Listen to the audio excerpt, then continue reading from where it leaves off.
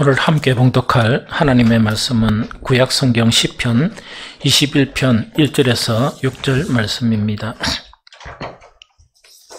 함께 읽겠습니다. 여호와여, 왕이 주의 힘으로 말미암아 기뻐하며 주의 구원으로 말미암아 크게 즐거워하리이다. 그의 마음의 소원을 들어주셨으며 그의 입술의 요구를 거절하지 아니하셨나이다. 주의 아름다운 복으로 그를 영접하시고 순건간을 그의 머리에 씌우셨나이다. 그가 생명을 구하매 주께서 그에게 주셨으니 곧 영원한 장수로서이다. 주의 구원이 그의 영광을 크게 하시고 존귀와 위엄을 그에게 입히시나이다. 그가 영원토록 지극한 복을 받게 하시며 주 앞에서 기쁘고 즐겁게 하시나이다.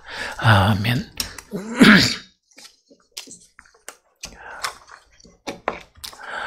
우리가 신앙생활 하면서 하나님을 잘 이해하지 못하면 여러 가지 일들이 일어나는데 그 중에 한 가지가 이제 뭔가니까 마땅히 누려야 될 거 있죠. 그럼 주님으로부터 받아야 될 마땅한 것들을 못 받고 못 누리고 이제 신앙생활하는 안타까운 그런 경우가 생기게 됩니다.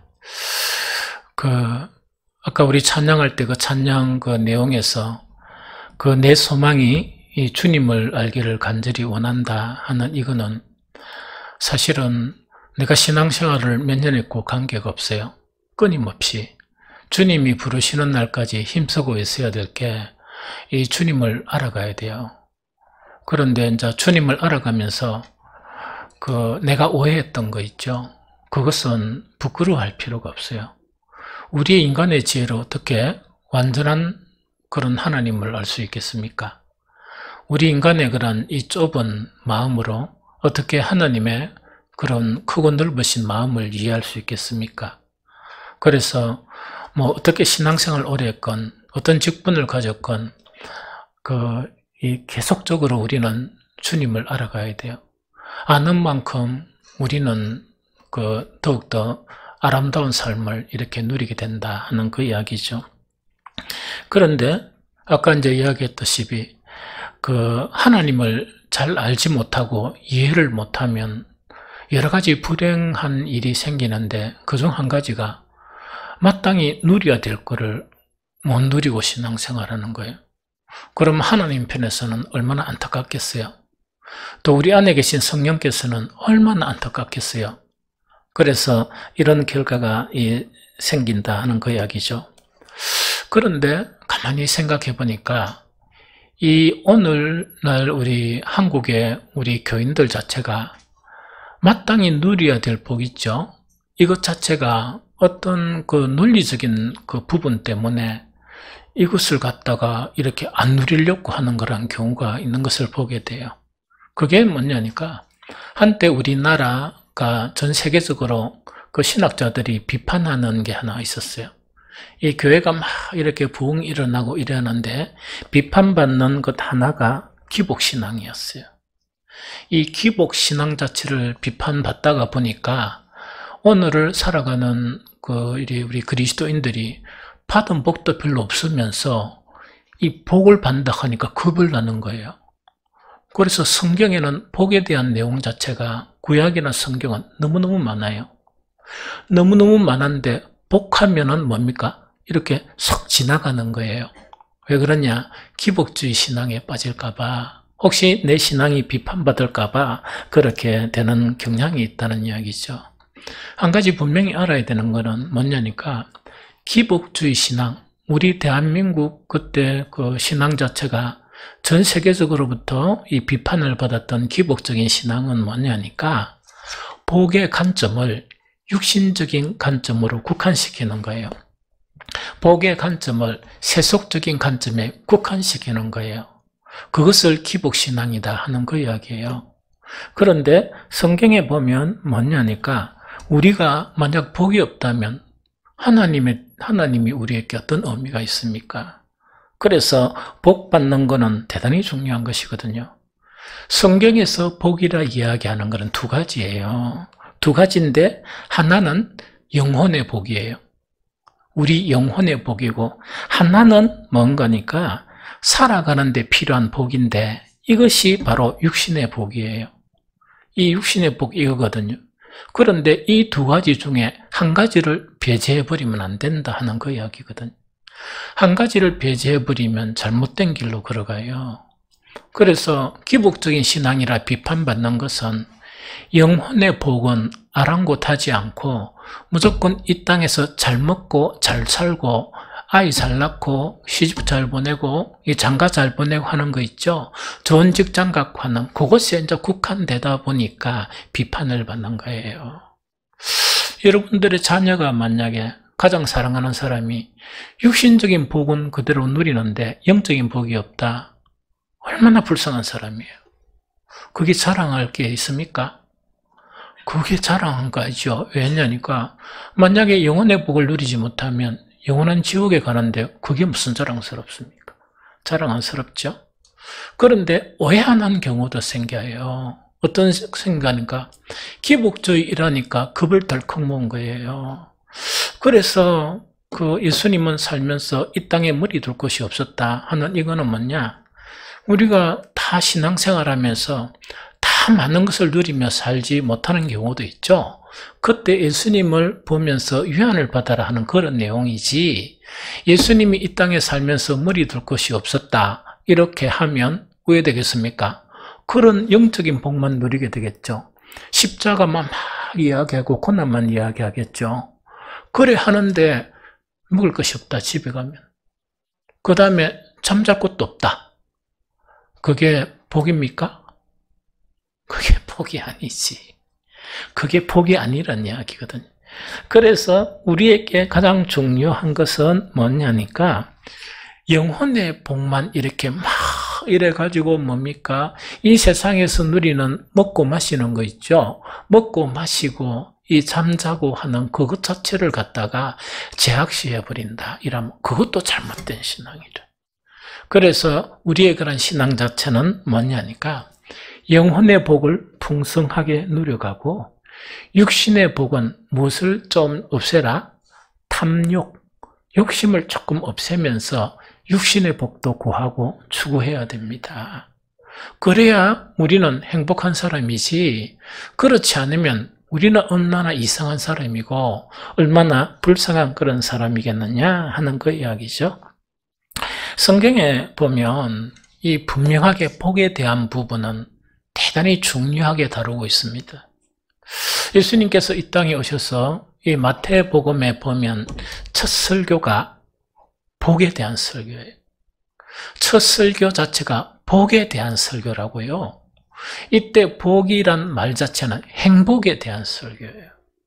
그러면 이 복 있는 자라는 것은 행복한 사람은 이걸 이야기하거든요. 예수님의 가르침의 첫 주제는 뭐냐? 우리가 이 땅에 살면서 무엇을 누리는? 행복을 누리는 그것이 예수님의 목적이고 예수님의 천국 복음의 목적이 그것이다 하는 그것 자체를 우리가 이해해야 됩니다. 그거를 이해해야 되거든요. 우리가 다 천국 가고 지옥에 안 가잖아요. 천국에서는 불행은 없습니다. 행복만 있어요. 지옥에는 뭐냐? 행복은 하나도 없고 고통만 있어요. 그래서 우리를 구원한 구원의 목적 자체는 우리를 못하게 하시는 행복하게 하시고 이 땅에 살면서나 영원히 또한 죽었어도 우리는 복을 누리게 하는 것이 하나님의 목적이다 하는 그 이야기죠. 그러다 보니까 우리는 성경을 이래 정확하게 읽어야 돼요. 특히 우리 한국 사람은 대한민국은 반도국가잖아요. 반도국가라서 되게 급해요. 급한 거는 좀 좋은 부분도 있어요. 왜? 이 한강의 기적을 이룬 거는 급한 거예요. 급하고, 막 급하게 하다 보니까 막 한강의 기적을 이뤘습니다. 그러나 저 딴 데 사람은 못합니다. 왜? 느긋해가 안 됩니다. 그래서 그것도 복인데 이 급한 것 자체가 한 가지 나쁜 게 있어요. 부부간에 대화를 하죠. 대화를 해가지고 말을 시작하려고 꺼내면 그 상대방이 잘라버려요. 우리 사모도 한 번씩 그래요. 내가 무슨 말을 이야기하려고 하면 딱 이야기를 하려고 하는데 바로 잘라버리고 내가 서론을 이야기하는데 그것 가지고 결론을 이야기해줘요. 그래서 내가 가만히 있습니다. 그냥. 그래 놓고 난 다음에 내가 가만히 있으니까 이야기해보세요. 그러니까 잘라놓고 무슨 이야기하노? 기분이 상해서 못 하겠다. 이러거든. 그러니까 잘랐고 성경도 뭐냐? 반토막은 늘 잘라버려요. 늘 반토막을 잘라버리고 또 성경을 읽고 반토막을 잘라버리고 성경을 읽고 이러거든요. 예수님께서 산산수훈에서 가장 요지는 우리의 행복이에요. 우리의 행복인데 한 구절만 이렇게 설명할게요. 다는 설명 못하고요. 의에 줄이고 목마른 자는 복이 있나니 그들이 배부를 것임이로다 하는 요 말씀이에요. 그러면 우리는 급해가지고 뭐냐니까 팔복하면 뭐냐니까 의에 줄이고 목마르면 그것만 이어오는 거예요. 그런데 뒤에 뭔가니까 행복한 사람이고 배가 부를 것이다 하는 거는 잊어버리는 거예요. 그러니까 너무 신기하죠. 그럼 그렇게 신앙생활을 갖다가 의에 줄이고 목마른 그것만 추구하는 거예요. 막 추구하다 보니까 딴 것 자체는 좀 더 불의로 생각하는 거예요. 그럼 때론 이 세상에서 마땅히 누려야 될 행복도 불의하다 하면서 뭡니까? 의에 줄이고 목마른 것이 목표다 이렇게 생각하는 거예요. 의에 줄이고 목마른 목적 자체가 뭐냐? 행복을 주기 위함이다 하는 그 이야기거든요. 그럼 뒤에 게 너무 중요하잖아. 그리고 배부를 것이미로다 이게 더 중요하잖아요. 의에 줄이고 목마르고 정의를 외치는데 아까 이야기했죠? 아니 이제 의에 줄이고 목마른 거를 24시간 할 수 없잖아요. 그러니까 잘 때 되면 자야 되잖아. 의를 외치고 막 했는데 딴 사람은 다 듣고 편안하게 자는 거야. 지는 갈 데가 없다. 잠잘 데가 없다. 그게 행복입니까? 그게 의를 가르치는 사람의 행복입니까? 아니 하나님의 의에 대해서 막 외친단 말입니다. 그럼 외치면 이 의를 듣고 난 다음에 이 사람들은 행복하면서 밥도 맛있게 먹고 이러는데 딱 마치고 지는 먹을 게 없다. 그게 행복이에요? 아니죠. 하나님은 우리를 행복하게 하시기 위해서 우리를 못하게 하라? 불의하게 살지 말고 어떻게 살아라? 어렵게 살아라 하는 그 내용이거든요. 무엇을 위해서입니까? 복을 누리기 위해서. 그 다음에 너희가 배부르기 위해서. 배부른데 영혼의 배부름은 있는데 먹을 양식이 없다. 배부른 것입니까? 배고픈 것이지. 먹을 거는 집에 가면 냉장고에 이 유통기한이 지난 것도 너무 많아요. 그런데 영혼의 그런 복 자체가 하나도 없다. 그게 배부름입니까? 아주 가난한 자죠. 아주 비참한 자죠. 그래서 우리가 성경을 읽으면서 정확하게 읽어야 되는 거예요. 왜 우리는 이 불의를 버리고 어렵게 살아야 되는가? 무엇하기 위해서다? 우리가 행복하게 하기 위해서다. 하나님은 우리가 불의를 버리고 의를 추구하며 살고 그 의를 위해서 향해 나가는 사람에게 무엇을 주신다고요? 영적인 복도 주시고 무슨 복도 주신다고? 이 세상에서 마땅히 누려야 할 복도 주신다는 그 이야기예요. 좀 이해가 됩니까? 우리나라 그 영적 지도자들이 참 성경에도 그렇고 잘 가르친 게 있습니다. 주일성수 이야기죠. 주일성수하는 것이 영혼의 배만 불리는 것이고 이 세상의 삶을 피폐하게 만드는 것입니까? 아니에요. 주일을 성수하고 하나님을 잘 섬기면 영혼의 복도 누리고 이 세상에 살면서 필요한 복도 누리게 하기 위한 것이 목적이다는 그 이야기죠. 안 그렇고 의만 추구하고 주일 성수만 추구하면 너무나 힘들겠죠. 너무나 힘든 거 아니겠습니까? 이것의 목적이 뭐냐? 나의 행복이다 하는 것이 목적이 갖추게 되면 너무나 쉽고 그래 해가지고 내가 복을 누렸다 이러하면 그것을 전해야 되는 거예요.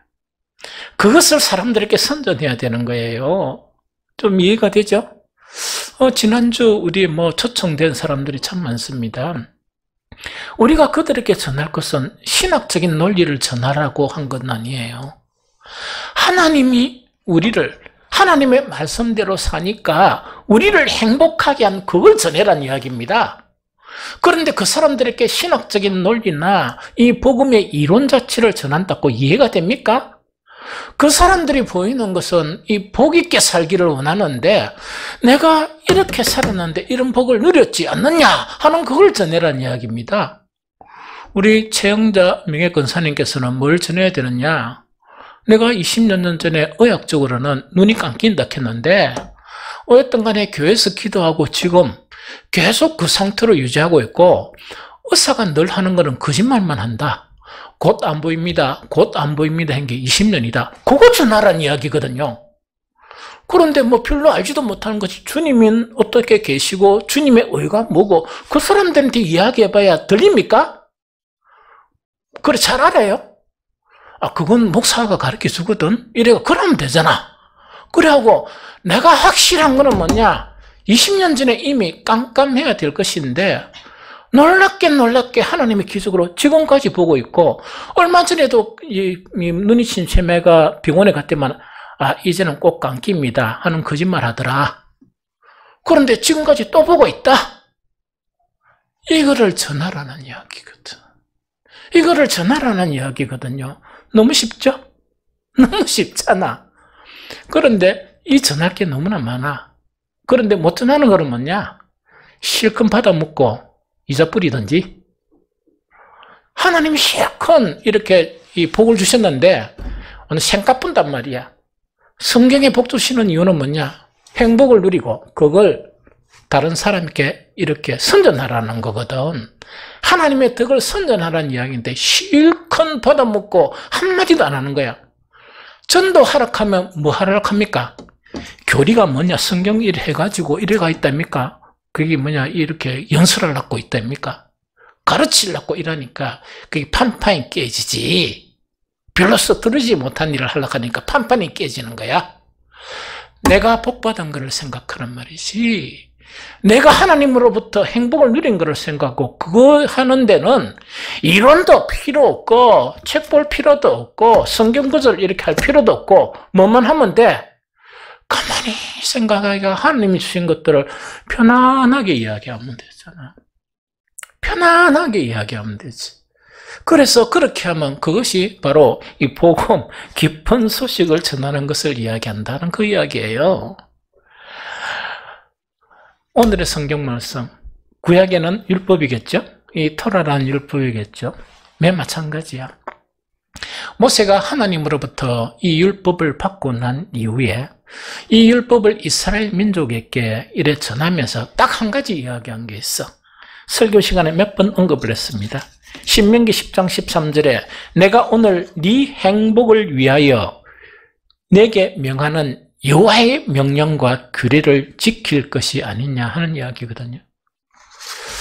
우리가 성경을 잘못 보고 하나님을 잘못 이해하면 뭐냐?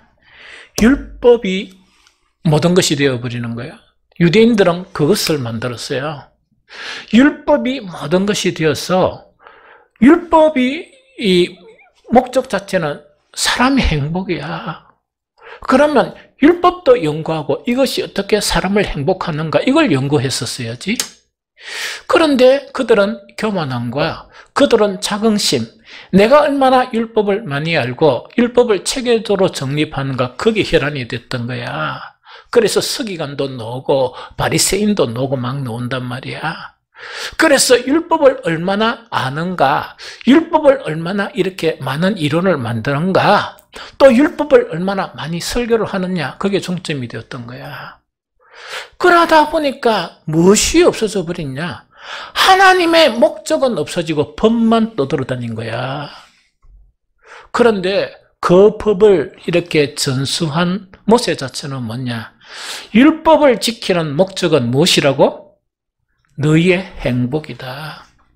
하나님이 원하시는 것은 너희의 행복이다. 너희가 행복하기를 원하시는데 행복하려고 하니까 무엇을 하라고요? 율법을 지켜야 한다 하는 그 이야기라. 그래서 우리가 자관 하나님을 잘 이해하지 못하면 누려야 될 행복을 판판히 잃어버리는 거야. 그러면 그것이 얼마나 안타깝겠습니까? 얼마나 안타깝겠습니까? 그래서 그렇게 하면 안 된다는 그 이야기죠. 다윗 있죠? 다윗은 목동에서 왕이 된 사람이라. 목동에서 왕이 된 사람인데 이 다윗도 이런 고백을 하는 거예요. 어떤 고백을 하느냐? 시편 16편 2절에 보면 나더러 주님에 대해서 말하라면, 그러면 여러분들이 이렇게 생각해 보세요. 혹은 세상 사람들이 하나님은 니한테 먹고 예수님은 니한테 먹고 하면 제발 쓸데없는 이야기 좀 하지 마세요. 그래가지고 생각도 안 나는 거를 막 머리를 굴리고 하면서 있답니까? 얼굴이 벌거지가지고 당황한 눈빛이 막 눈빛이 부득부득거리면서 무슨 성경 말씀을 가지고 이렇게 내가 논리적으로 이야기할까? 그거 하지 말고 다윗처럼 이렇게 이야기해요. 다윗은 시편 16편 2절 이 세 번역이에요. 나더러 주님에 대해서 말하라 하면 하나님은 나의 주님이신데, 하나님은 나의 주님이신데 자기는 목동이었기 때문에 정말 양에서 가장 중요한 것은 목자죠. 생명과 같은 분이죠. 하나님은 나의 주님이신데 그 목적이 뭐냐? 주님을 떠나서는 나에게 행복이 없다. 그 고백이 다윗에게서 하나님이야. 그러면 우리가 주여 주여 하는데 주여 주여만 혈안이 돼가지고 주여 주여 하는 그 교리나 그런 것들만 이렇게 막 쌓아가면서 누가 주여 주여 많이 하느냐 이러니까 위선자들이 생겨. 실제로 살아가면서 주님은 아이고 내 동생이 쳐버리고 이 세상을 지멋대로 살아가면서 교회 와서는 뭡니까? 샥 정신을 차리고 주여 막 이런 식으로 하는 거야. 신앙이 좋은 것처럼 하려고. 주여 주여 하는 목적이 뭐냐? 내가 행복해 하는 거예요. 하나님은 나의 행복이라는 것은 나의 행복의 근원은 하나님이시고 하나님은 나에게 무엇을 주시는 하나님이시라? 행복을 주시는 하나님이시다 하는 그 고백이거든요. 하나님은 우리에게 행복을 주시기 위해서 독생자 그리스도를 십자가에까지 못 박히게 하시는 거예요. 그것 때문에 미련한 우리들에게, 하나님을 두려워만 하는 우리들에게 뭐냐? 하나님이 우리에 대한 그런 사랑이 얼마만큼 큰 것인지 자기의 독생자 예수 그리스도를 십자가에 내줌으로써 그 사랑을 증거한 거야. 그래까지 해도 뭐냐니까 뒤에 것은 싹 잊어버리고 하나님의 목적은 싹 잊어버리고 이 앞에 있는 그것만 가지고 신앙생활을 하려고 이렇게 한단 말이지. 그래서 이 복음의 복음, 구약의 복음인 이 뭡니까? 율법을 준 이란 누구도, 이 모세도 예수님이 이 땅에 와서 선포한 첫 선언적인 그런 말씀에도 하나님은 우리에게 무엇을 하기를 원하신다? 복을 주시기를 원하시고 하나님은 우리가 행복하기를 원하시는 하나님이다 하는 그것을 이야기하고, 정말 그것을 가장 잘 누린 사람이 누구라고요? 바로 다윗이었다. 그래서 다윗은 하나님은 나의 주님이신데, 나의 생명과 같은 주님이신데 내가 왜 이렇게밖에 할 수 없느냐? 하나님만이 나의 행복이기 때문에 나는 이렇게밖에 할 수 없다 하는 그것을 이렇게 고백하는 것이다 하는 거 이야기예요. 오늘 읽었던 시편 21편 1절에서 6절은 뭐냐? 다윗이 누린 행복, 다윗이 누린 복에 대해서 이렇게 막 시로하는데 힘을 들이지 않고 교리에 대해서 막 이렇게 머리를 사매지 않고 자기가 누린 것을 스스럼 없이 이렇게 써가는 거야. 그게 시편 21편이에요. 그러면 한 구절 한 구절 읽으면 대단히 이해가 돼. 어려운 게 하나도 없습니다. 첫 번째로 1절에 딱 보니까 여호와여 여호와여 왕이 주의 힘으로 말미암아 기뻐한다 하는 그 이야기죠. 그럼 이거는 이야기여서 자 들어봅니다. 이 다윗의 그런 직업 자체는 목동이었어요. 목동이었을 때는 힘없는 소년에 불과했어. 소년에 불과했고 목동의 그런 목적은 뭐가 목적입니까? 양을 지키는 게 목적이었어요. 그런데 이 양을 갖다가 잡아먹으려 하는 뭐가 사자나 곰이 이렇게 와서 양을 이렇게 움켜간단 말입니다. 그러면은 목동인 특히 소년인 다윗이 사자와 곰과 싸워서 양을 지킬 수 있습니까? 없습니까? 양을 지킬 수 없잖아. 그러나 사울 왕 앞에 다윗은 무엇을 고백하는가? 나는 내 양을 한 마리도 빼앗기지 않았다. 나는 내 양을 한 마리도 빼앗기지 않았다는 이야기라. 목동에게서 양을 지키는 것이 행복이야. 왜? 자기의 자산을 지키는 것이니까. 그런데 다윗 자체는 뭐냐? 연약한 소년이었는데 하나님 앞에 무엇을 구한다고? 힘을 구한 거야. 능력을 구한 거야.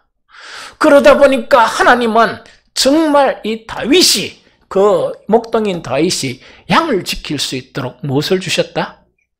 힘을 주셨다는 이야기입니다. 그게 복이잖아. 그렇지 않고 하나님은 힘을 주실 수 있는 하나님인데 두려워가 도망가는 목동들이 얼마나 많았어. 또한 정말 이 곰이나 혹은 사자가 오면 자기가 피해가지고 네 먹을 거 실컷 먹으라 이러고 난 다음에 또 양을 찾아 헤매는 불행한 목동들이 얼마나 많았겠어. 행복은 우리의 삶에서 오는 것이 행복이에요. 그러면은 목동이 양을 지키는데 그 힘이 필요한데 이게 세속적인 겁니까? 이게 더러운 것입니까? 아니지. 우리의 삶 속에서도 마찬가지야. 내 힘으로 해결할 수 없는 그런 일을 막 수없이 당한단 말이지. 수없이 당하면 하나님에 대한 올바른 개념이 있는 사람은 하나님께 힘을 구하는 거야. 하나님께 능력을 구하면서 이겨나가는 거예요. 지켜나가는 거예요. 그게 행복이지. 그걸 온통 다 읽고 이것도 빼앗기고 저것도 빼앗기고 그래서 성경을 이래 호도하는 거야. 주라 했으니까 다 주라. 다 가져가라. 다 가져가라. 이 성경을 잘못 이해해도 한참 잘못 이해하지. 그래서 우리는 하나님에 대한 온전한 이해가 너무나 중요하다 하는 그 이야기죠. 두 번째 1절 하반절에 보면 주의 구원으로 말미암아 크게 즐거워하리니. 다윗은 뭐냐? 목동이었을 때도 기쁨이 넘쳤어요. 왜 넘쳤느냐? 양을 한 마리도 안 빼앗으니까. 양을 한 마리도 안 빼앗겼으니까. 그러니까 이 목동의 일이 얼마나 그를 즐겁게 했습니까? 다윗은 목동의 그런 길을 가고 난 이후에 이 사울을 물리치고 난 이후에 장수가 되었습니다. 온갖 전쟁 속에서 이렇게 내몰렸습니다. 그런데 어떤 때 그뿐만 아니고 난주는 너무너무 이 전쟁을 잘 치다 보니까 사울 왕으로부터 시기를 당해가지고 쫓기기를 시작했어요. 그러니까 하루하루 이 죽음의 그런 것이 이 다윗의 옆에 있었다고. 내가 언제 죽임을 당할는지, 내가 언제 정말 이 사울에게 잡힘을 당할는지 알지 못한 그런 상황이 있었습니다. 그런데 능히 이 다윗은 그것을 다 극복하고 왕으로 등극했습니다. 우리는 살아가면서도 정말 주님의 구원이 필요한 때가 너무너무 많아. 다윗처럼 이렇게 정말 장군이 되어서 이렇게 당하는 그런 일도 있지만 우리 삶의 현장에서는 종류는 다르지만은 하나님의 구원이 필요한 그것들이 너무너무 많이 있는 거야. 그럴 때마다 우리는 뭐냐? 구원의 하나님이란 것은 그런 상황 속에서 하나님은 우리에게 구원을 주심으로써 우리가 행복하고 우리가 즐겁고 정말 기쁜 그런 삶을 누리기를 원하시는 그런 분이야. 그런데 만약에 그런 구원이 필요한데도 뭐냐니까 완전 하나님하고 차단해버려요. 구원은 하나님께 있는데 그 하나님과 차단하고 온갖 머리에 뭔가니까 이것을 어떻게 탈피할까 생각해봐도 구원이 나옵니까? 온갖 사람들한테 막 전화해가 찾아가 카톡 넣어가지고 이렇게 하면 될까 저렇게 하면 될까 그들 해봐요. 되는 경우가 있는지. 물론 되는 경우도 있기도 하지만 안 되는 경우도 있단 말이에요. 다윗은 주님은 나의 주님이십니다. 정말 주님은 나의 목자십니다 하는 것은 양에게 필요한 모든 구원은 목자에게 있습니다. 다윗은 뭐냐니까 나에게 필요한 모든 구원은 누구에게 있다? 하나님께 있다 하는 것이 다윗의 신앙이라. 그러니까 순간순간 딱 하나님 앞에 이렇게 탁 엎드리면서 하나님께 구하면서 하나님 나를 구원해 달라 이렇게 요청하는 거예요. 이렇게 요청하는 거야. 그러면 구원이 일어나지. 혹시 여러분들의 구원이 이렇게 일어나면 조금 빈핍한 구원이 돼. 목사가 여러분들이 기도를 안 하기 때문에 정말 새벽마다 여러분들을 위해서 기도하는 그 기도 때문에 겨우 살아간다. 안 그러면 수요, 안 그러면 금요일 날 우리 중보 기도하는 그 기도 때문에 겨우겨우 살아간다 하면 그거는 빈핍하지. 이제는 어떻게 해야 되는가? 다윗처럼 나의 구원은 누구에게 있다? 하나님께 있다 하니까 내가 딱 마음을 먹고 하나님 앞에 내가 당한 어려움에 대해서 하나님께 구원을 요청을 하면 하나님은 구원을 주셨어요. 우리가 우리의 인지 있죠. 인식. 이게 얼마나 모순인 줄 압니까? 얼마나 모순인 거니까 믿습니다 해가지고 뭘 믿느냐니까 십자가로 나를 구원하시고 나를 천국 나에게 하나님의 나라를 주시면 구원의 하나님을 믿습니다 이렇게 이야기해. 그거는 되게 큰 겁니까? 작은 겁니까?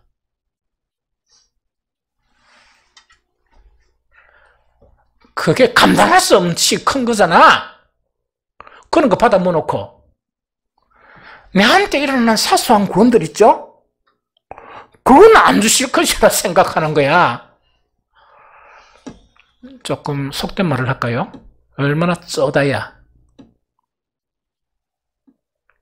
얼마나 모자라. 그러면 하나님께서 천국을 주셨다는 그 믿음이 진짜라 가짜라? 가짜일 수도 있어. 천국 가진 것 같으면 이 세상 살면서 매일매일 기뻐하고 매일매일 감사하고 정말 하나님께 늘 찬양이 되는 그런 인생을 살아야지. 그런데 받았다고 이야기는 해놓고 천국을 얻었다 이야기해놓고 긴가민가 이러다 보니까 찬양도 별로 사라지고 감사도 별로 사라지고 하는 이렇게 머물러 본단 말이야. 머물러 버려. 그러니까 얼마나 안타까워. 그래서 정말 이 다윗은 뭐냐니까 구원은 어디에게 있다? 하나님에게 있다. 그러니까 놀라운 일들이 누구에게서 나타난다? 다윗을 통해서 나타나는 거야. 소년 장수인 다윗이 사울보다 10배 더 전쟁에서 승리하는 거예요. 어려운 그런 순간순간에서 어떻게 하는가니까 늘 이렇게 이 구원을 받는 그 구원 때문에 이 다윗은 여호와를 항상 송축하며 내 입으로 항상 주를 찬양하나이다. 내 영혼이 여호와를 자랑한다 하는 그것이 뭐냐? 이 다윗이 이 사울을 피해서 이제 숨을 곳이 없는 거야. 자기의 적국인 블레셋으로 가가지고 처음에 딱 가니까 그 블레셋은 여러 왕들이 있는 연합국가예요. 한 그 나라인 다윗이 거주하던 그 나라의 왕의 신하가 뭐냐? 그 왕한테 큰일 났습니다. 다윗은 대단한 사람인데 지금 안 죽이면 앞으로 후환이 있을 것입니다. 이렇게 한 거야. 그 말이 맞죠? 왜? 다윗은 사울보다 훨씬 전쟁을 잘 치렀으니까 왕이 다윗 한번 데리고 오봐라 이랬는 거예요. 그러니까 다윗이 그 중간의 내용은 잘 모르지만 하나님께 막 이렇게 구원을 구하면서 지혜가 생긴 거예요. 어떤 지혜가 생겨난가? 그때 다윗의 군사는 600명밖에 없었습니다. 전쟁을 하려고 해도 이길 수가 없었어. 거기에 끌려간 다윗이 그 왕 앞에서 뭐 했냐? 춤을 질질 흘리면서 미친 척 했는 거야. 그걸 하니까 그 왕이 또 보고 난 다음에 신하들을 나무르면서 우리 이 블레셋에 미친놈이 없어서 이 너무 미친놈까지 데리고 왔냐? 해가 당장 쫓아라 이래 붙단 말이야. 거기에서 구원을 얻고 나오면서 한 고백이 뭐냐? 여호와를 항상 송축하며 내 입술로 항상 주를 찬양하리이다. 내 영혼이 여호와를 자랑하리니 하는 이런 고백을 했습니다. 혹시 여러분들은 하나님의 구원을 많이 받아 먹고도 자랑 한 번도 안 한 그런 신앙이 있습니까? 여러분 안에 계신 성령이 얼마나 슬퍼하시겠어요? 그 구원을 허락하신 하나님이 얼마나 여러분들을 이렇게 민망하게 생각하겠어요? 그거 좀 생각해 보세요. 그리고 앞으로는 뭐냐니까 이때까지 못 누린 그런 구원을 이제는 더 풍성하게 누리는 정말 여러분들이 되었으면 좋겠다 하는 그런 생각이 듭니다. 이제는 그것을 누리면서 좀 기억 속에 이자쁘지 말고 기억하고 있다가 수시로 하나님의 아름다운 덕, 나에게 구원을 베푸신 그 구원을 자랑하십시오. 그 자랑하는 것 자체가 바로 하나님께 영광을 돌리는, 하나님의 이름을 높이는 이 말세 때 필요한 전도는 그것이에요. 살아있는 것을 사람들에게 정말 증거하는 이런 삶을 살았으면 좋겠다 하는 그 이야기입니다. 세 번째는 뭐냐? 2절에 딱 보니까 그의 마음의 소원을 들어주셨으며 그 입술의 요구를 거절하지 아니하셨나이다 하는 이야기죠. 이거 이야기예요.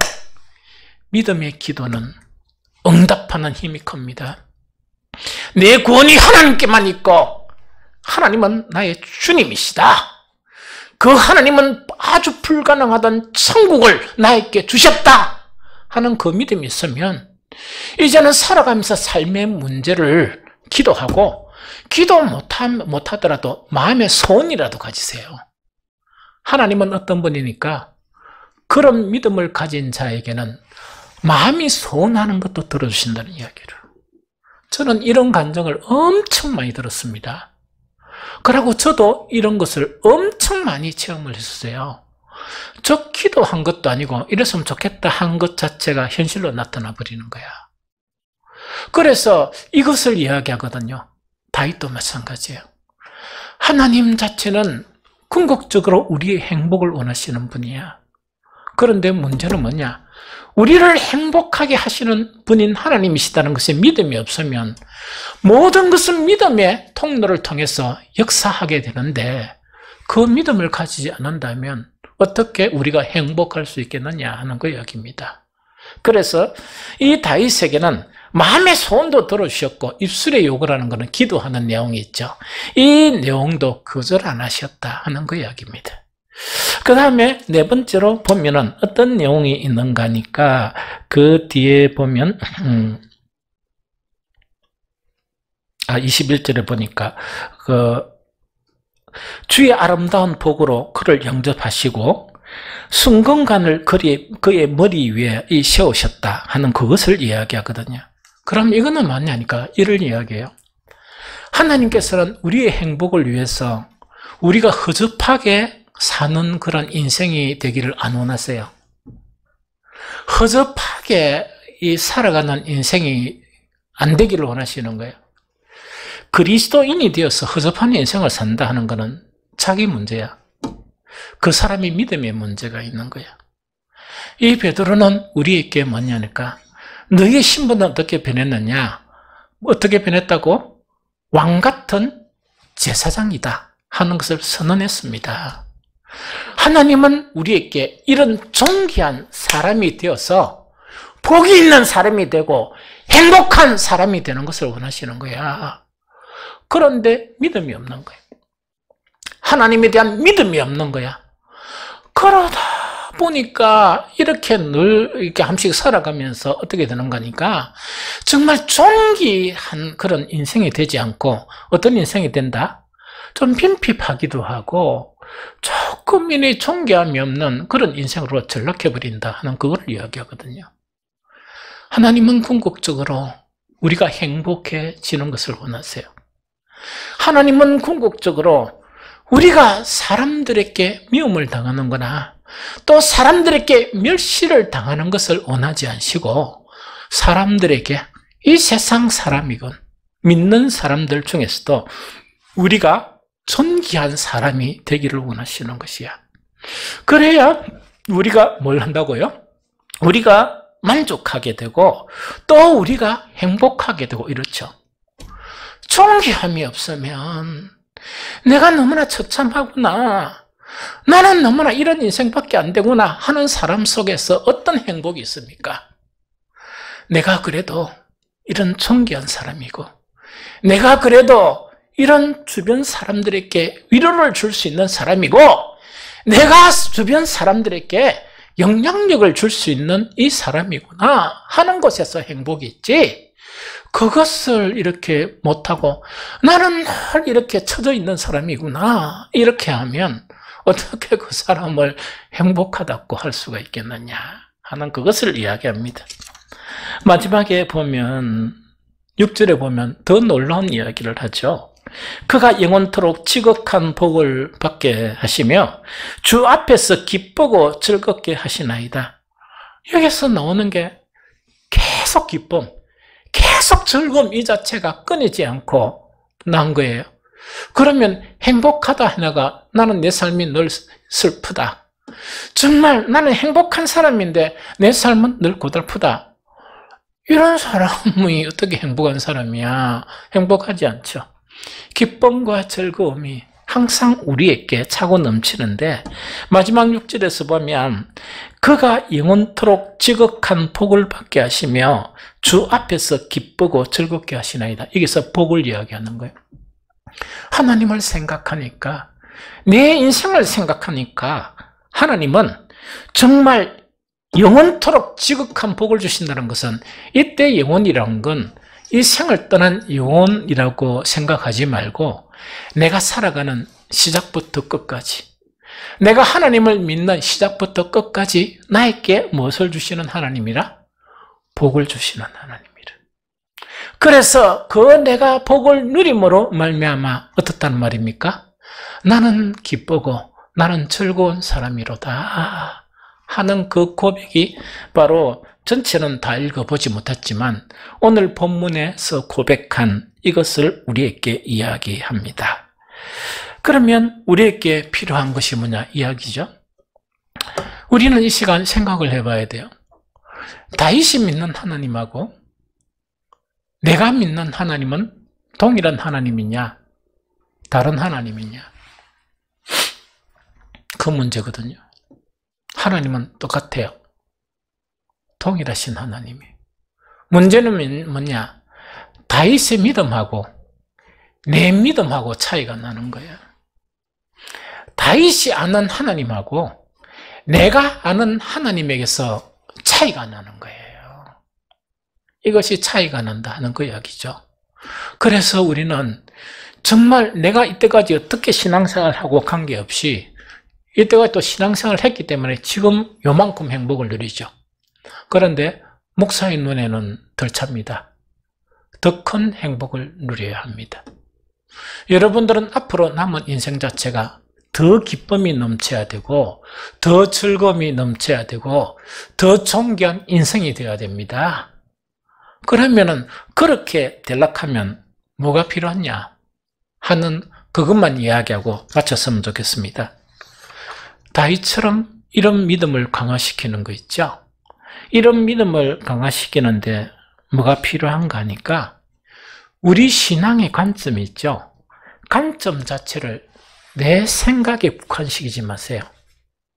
아까 이야기했답니까? 너무 급하다 보니까 어떤 사람이 좀 이야기를 하려고 서두를 꺼내놓으니까 탁 끊어버리고 서두에 대한 것만 이건 이렇고 저건 저렇고 이렇게 이야기해 본 거야. 그러니까 이 사람은 중요한 이야기를 뒤에 하려고 또 갖고 있는데 그 이야기를 해놓고 자기가 결론하고 다 맡기니까 이야기를 하고 싶습니까? 못 하고 싶습니까? 못 하고 싶죠. 그래서 3호 감씩 딱 잘라버리면 뒷이야기 함씩 안 해줍니다. 그래서 뭔데요? 이러면 네가 다 이야기했잖아. 네가 다 이미 끝났어. 안 할 거야.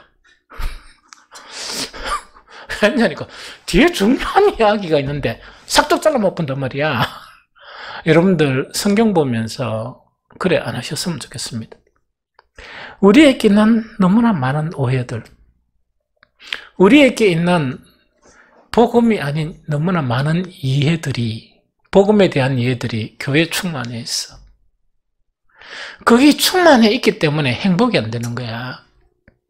하나님의 목적이 안 일어나는 거예요. 그런데 그걸 좀 버리세요. 내 안에 형성된 이론 있죠. 이거를 버려서 누구에게 복종시켜야 돼? 주님께 복종시켜야 돼. 그래서 뭘 해야 되는가? 신앙의 관점을 내 생각대로 하지 말고 어떻게 하라고요? 하나님이 나에게 무엇을 주시기를 원하시는가? 그게 중점을 두는 그런 신앙이 되어야 됩니다. 이런 신앙이 되어야 되거든요. 그래서 이게 대단히 중요하고 대단히 중요한 그런 부분입니다. 시편 128편 1절 2절에 보면 이런 내용이 있습니다. 여호와를 경외하며 그의 길을 걷는 자마다 복이 있도다. 네가 네 손이 수고한 대로 먹을 것이라. 네가 복되고 형통하리로다 하는 요 이야기입니다. 여기서 아까 예 있죠. 뒤에 거는 잘라버리고 앞에 것만 딱 이해하면 뭐가 되겠습니까? 여호와를 경외하며 그의 길을 걷는 자, 요것만 귀에 속 들어오죠? 맞습니까? 그러면 여기 들어와가지고 어떻게 하면 여호와를 경외하는 것이고 여호와를 경외해야 된다, 그의 길을 걸어야 된다 이러니까 사실은 이 주님의 길을 걷는 게 쉽습니까? 힘듭니까? 힘들죠. 그래서 힘든 거라. 그래서 뭐냐, 때로는 안 걸으면서 걷는 척 하고 싶은 거야. 내한테도 내 스스로 이야기하는 거야. 이 세상이 이런 세상인데 이 정도 하면 안 되나요? 라는 거예요. 그런데 뒤에 중점이 되면 눈이 번쩍 뜨입니다. 아, 이 큰일 났구나 이런 생각이 들어. 뒤에가 뭐냐니까 이렇게 하는 자마다 복이 있는데 구체적인 복을 2절에 설명해요. 네가 네 손이 수고한 대로 먹을 것이라. 네가 복되고 형통한다는 이야기거든. 이게 얼마나 큰 복인 줄 압니까? 여러분들 일하는 복 있죠? 이건 하나님께서 노동하는 이 복은 대단히 중요한 복이에요. 이 세상에 있을 동안에는. 무슨 말이겠습니까? 그런데 더 큰 복은 뭐냐? 내가 일하는데 그 일에 뭐가 나타난다? 형통한 그런 복이 나타난다는 이야기라. 이해됩니까? 그런데 어떤 경우는 일은 열심히 하는데 복이 잘 안 나타나지 않는다. 이게 문제겠죠? 그래서 내가 수고하고 일을 한다. 이렇게 적당하게 일을 하고 이 수고하는 그런 일을 한다. 그런데 하나님께서는 뭘 주신다? 복을 주시는데 그러면 이런 복을 얻기 위해서 해야 될 일이 뭐라? 여호와를 경외하고 주님이 말씀이 가르친 그대로 따라가는 것이다. 이렇게 이해하면 왜 됩니까? 나는 정말 주님의 길을 따르는, 말씀을 따르는 그것도 즐겁죠. 무엇을 위해서 따라요? 내 행복을 위해서 그렇게 따르는 것이라. 내가 내 삶에 있어 형통하기 위해서 그것을 따르는 것이라. 이거 이해됩니까? 이렇게 되면 두 가지가 이루어지죠. 뭐가 이루어집니까? 하나님 경외하는 것도 이루어지고 주님의 말씀대로 사는 것도 이루어지고 그것을 통해서 뭐가 이루어진다? 내가 행복해지고 내가 이 누려야 될 복도 풍성히 받는 것도 이루어진다는 그 이야기거든. 이해됩니까? 그래서 우리에게는 이렇게 해야 돼. 그런데 우리의 신앙이 뭐냐? 계속 여호와 경외하는 것만, 말씀을 지키는 것만 계속 강조점을 두게 되면 이거는 뭐냐? 이런 이야기입니다. 하나님의 언약은 두 가지로 이루어져요. 앞에는 이렇게 하면 이렇게 해주겠다는 이야기거든. 그러면 이 두 가지 다 강조점을 두면서 이렇게 해주겠다 하는 것이 하나님이 우리에게 대한 목적이야. 하나님이 하시고자 하는 마음이에요. 그래서 목사가 설명할 때 약속이나 언약을 설명할 때 앞에 있는 것은 뭐라? 조건이고 뒤에 있는 것은 뭐냐? 우리가 누려야 될 그런 복을 이야기합니다. 그런데 우리가 누려야 될 복 자체를 희미하게 잡으면 오해된다고요? 두 가지 다 잃어버려요. 그래서 이제는 무엇을 생각하는가? 다윗처럼 뭐 한다고요? 하나님이 주실 그런 복 있죠? 복 자체를 막 잡는. 시편에 보면 재미난 일이 있어요. 한 번씩 그걸 또 보면서 제가 야, 다윗 엄청 뻔뻔하다 하는 그런 생각도 했습니다. 다윗이 이 바세바를 범합니다. 들통 나쁜 거야. 그래 하고 난 다음에 하나님께 팍 거꾸로 지가 기도하는데 그 기도하는 내용을 보면요. 잘못했습니다 하는 그런 부분보다 뭐가 맞는가니까 내 속에 정한 마음을 창조하시고 이런 이야기야. 주의 성령을 내 마음에서 떠나지 말게 하시고 이런 이야기죠. 그 이야기가 더 많아. 그러면 다윗의 회개의 목적은 뭡니까? 회개만이 목적이 아니고 하나님의 목적 자체가 여전히 나에게 있는 것이 목적이라 그 관점이 달라지는 거예요. 그 관점이 달라지게 되는 거예요. 그리고 난 다음에 이 밧세바와 낳은 아들이 죽게 되었어요. 딱 죽게 되니까 다윗은 뭡니까? 금식에 들어갑니다. 막 슬피 울면서 금식에 들어가다 보니까 신하들이 딱 보니까 큰일 났다. 왕이 죽겠다. 저렇게 금식하고 통곡하면 기가 지내서 죽지 않겠느냐 했는데 그 아가 죽어버렸어. 살려달라 이야기했는데 죽어버렸단 말이야. 그래서 신하들이 막 안절부절 못하는 거야. 어떻게 안절부절 못하느냐? 큰일 났다. 아이도 죽고 다윗도 왕도 죽게 되었구나 이랬는데 그래가 말을 못해가 팍 이랬는데 이 다윗이 딱 들어보니까 아이가 죽었다 그래. 죽었다 그러니까 다윗이 벌떡 일어나더만은 탁 세수하고 해가 바꿔온나 쉽게 하면 세수 딱 하고 딱 깨끗하게 해가지고 밥까지 와 이래가 밥을 맛있게 먹은 거야. 밥을 맛있게 먹었으니까 그 신하들이 보니까 엄청 충격을 받았죠.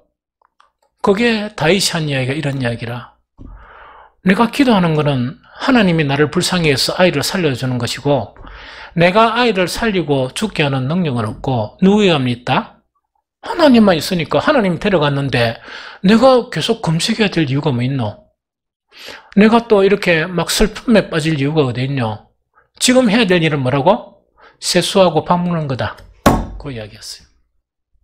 관점이 우리하고 달랐어. 관점이 우리하고 달랐다는 이야기야.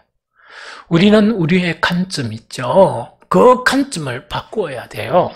이렇게 바꾸면서 뭐냐니까 우리는 뭐냐?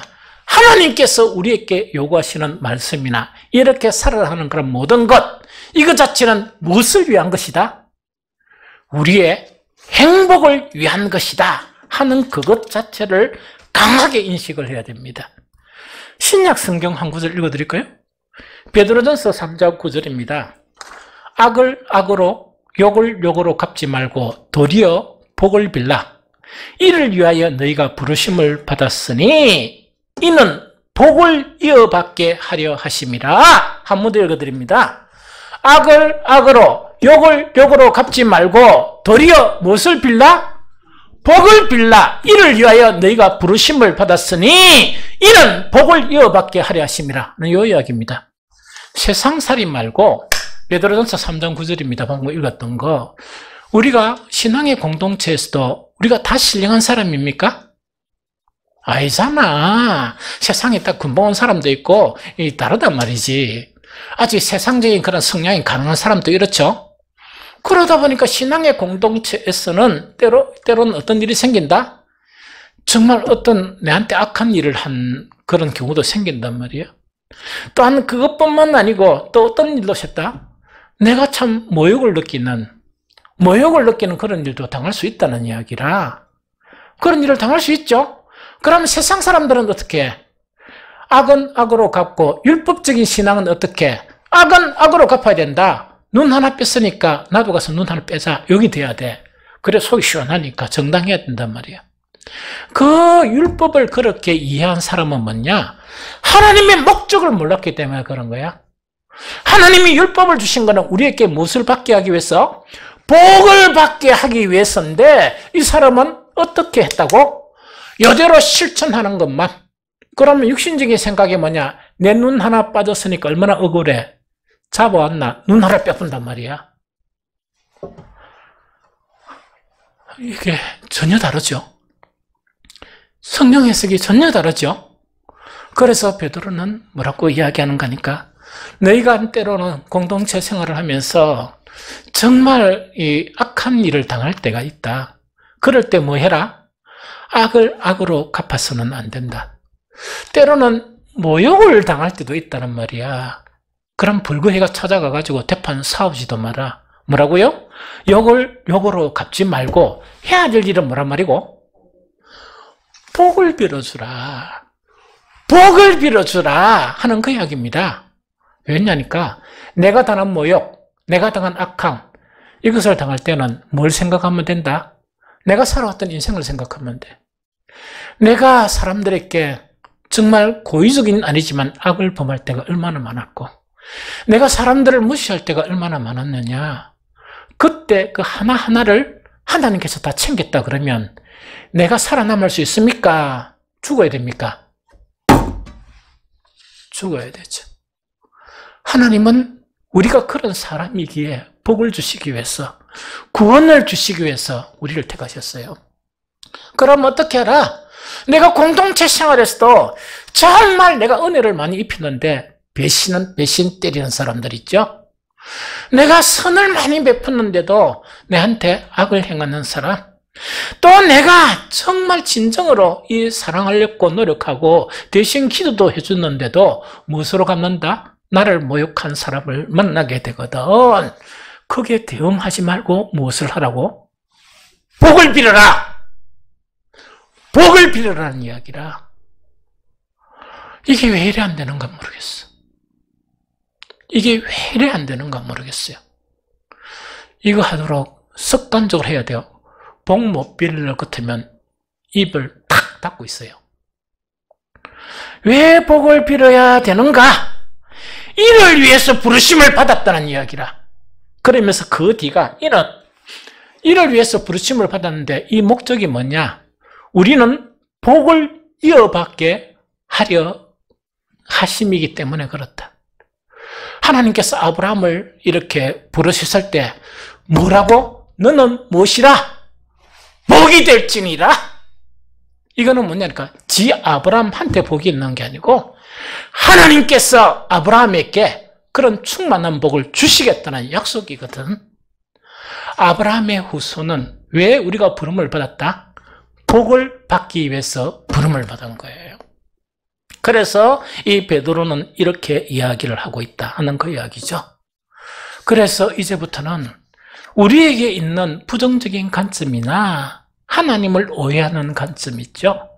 특별히 하나님께서 우리에게 언약을 주신 그런 모든 언약이 있죠. 언약 자체에 대해서 오해하는 일이 없어야 돼요. 오해한 일은 두 가지입니다. 하나는 뭐냐? 조건을 잃어버리고 복만 내놔라 이렇게 떼구장 치는 사람이 있어요. 이렇게 하면 내가 복 주겠다 했는데 앞에 건 하나도 안 하고 내놓으세요. 약속했잖아요. 이러면서 하는 사람이 있어. 그래서 안 되죠. 그 다음에 또 한 사람은 뭐냐? 앞에 있는 언약의 그런 말씀, 이걸 율법적으로 받아들여가 여기만 딱 국한돼 가지고 이것이 복의 목적이라는 것을 잃어버리는 것도 잘못된 신앙이에요. 그래서 우리는 뭐냐? 복을 받는 신앙, 그 복이 충만한 신앙이 되므로 우리의 남은 인생이 기쁨이 충만하고 우리의 남은 인생이 즐거움이 충만하고 우리의 남은 인생 자체가 우리의 입술로 하나님께서 우리에게 주신 복을 선전하는 일에 정말 많은 우리의 대화 속에 그것이 충만히 넘치는 복된 그리스도인이 되시기를 예수 그리스도 이름으로 축복합니다. 찬송가 200